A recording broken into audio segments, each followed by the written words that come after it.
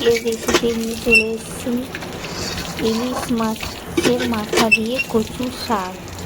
দেখো, প্রথমে শাকগুলো ধুয়ে নেব, তারপরে এই যে জলের মধ্যে কচুর শাকটা দিয়ে দেব। কিছুক্ষণ ভাপ দিয়ে নেওয়ার পরে দেখো এগুলো দিয়ে দেব।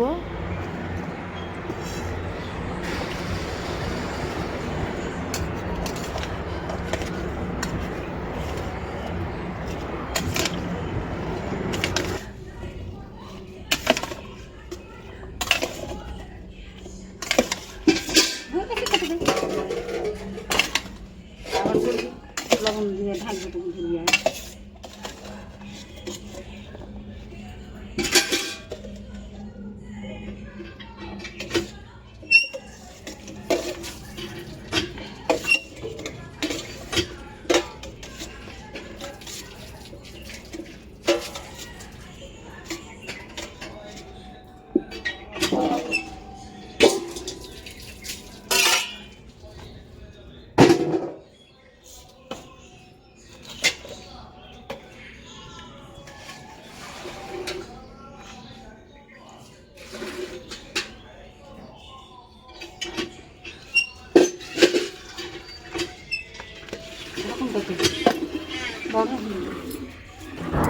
তারপরে লবণ দিয়ে কিছুক্ষণ ঢেকে রাখবো।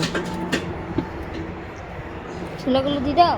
যে ঢেকে দিয়েছি আমি। এই যে কচুর শাক এসছে, ছোলা কিছুক্ষণ পরে সিদ্ধ হয়ে এসছে। দেখছি ছোলা দিয়েছিলাম, ছোলা আমি নাড়তে আছি, গলে গেছে। এই যে জলটা একটু শুকিয়ে গেলে নামিয়ে নেব। এই কচুর শাক সিদ্ধ হয়ে গেছে। তারপরে আমি একটা ঝুড়ির মধ্যে কচুর শাকটা জল ঝরতে দিয়ে দেব। কড়াইয়ের মধ্যে তেল দিয়ে দিয়েছি, পাঁচফোড়ন, লঙ্কা, শুকনো লঙ্কা এই যে দিয়ে দিয়েছি। এই যে গরম হলে দিয়ে দিয়েছি। তেলটা গরম হয়ে গেলে তারপরে আমি দুটো মাছের মাথা রেখেছি। তারপরে এই যে আমি সেই মাছের মাথা রেখেছি দিয়ে দেবো। এই মাথা দুটো আমি ইলিশ মাছের মাথা দুটো মাছগুলো দিয়ে দিলাম, তেলে ভেজে নেব। তারপর হালকা করে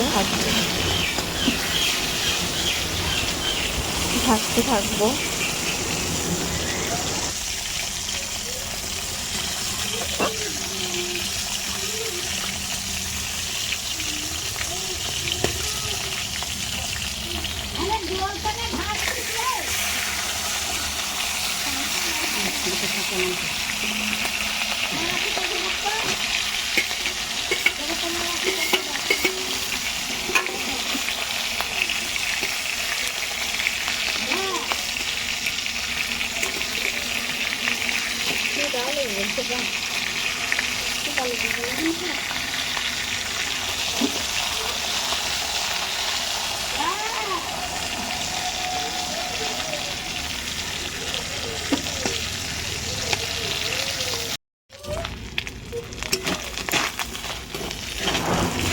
মাছের মাথা দুটো ভাজা হয়ে গেলে এই যে আমি এইভাবে ভেঙে দেবো মাছের মাথা দুটোকে। এই যে তারপরে আমি মশলা দিয়ে দিলাম, আদা বাটা, জিরে বাটা দিয়ে মশলার সঙ্গে মাছটা ভালো করে কষে নেব। এই যে কষতে আছি, এইভাবে কিছুক্ষণ ধরে মশলাটা ভেজে মাছটা ভাজা হয়ে গেছে। তারপর আদা বাটা, জিরে বাটা দিয়ে মশলাটা একটু কষে নিব।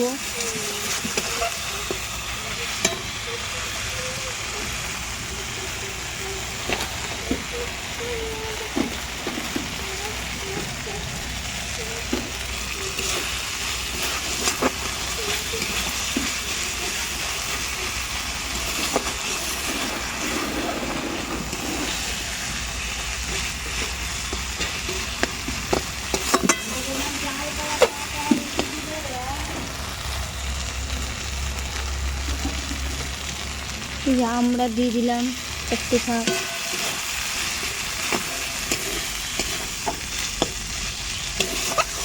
আমড়াটা দিলে ওই যে কুটকুট করে না, কচু শাক শাক।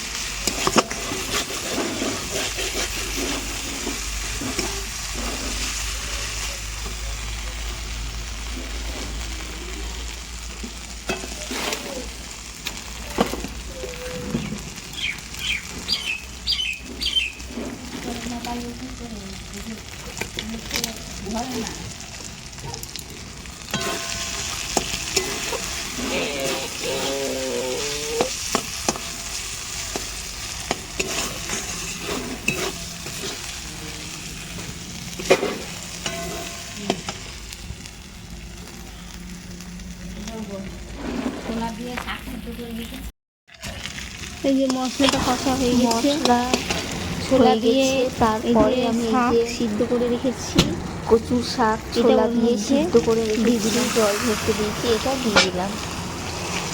এবার এটাকে দিয়ে শাকটা দিয়ে আস্তে আস্তে নাড়তে থাকবো। নাড়তে নাড়তে এই যে শাকটার মানে শুকনো করে নামাবো। দেখো নাড়তে আছি।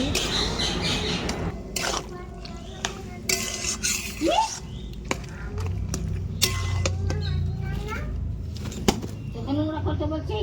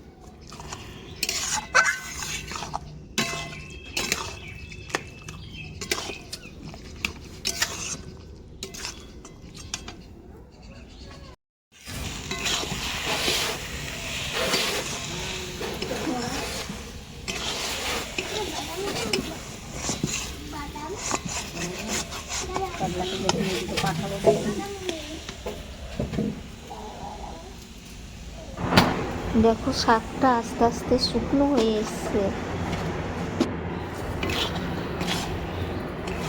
এইভাবে জলটা মারবো আর শুকনো করে নেব। তারপরে দেখো শুকনো হয়ে এসছে। তারপর কিছুক্ষণ পরে আমি নামিয়ে নিলাম। শাকটা হয়ে এসছে আর আমার তৈরি হয়ে গেছে ইলিশ মাছের মাথা দিয়ে কচুর শাক। তোমরাও এইভাবে করে খাবে, খুব ভালো লাগবে।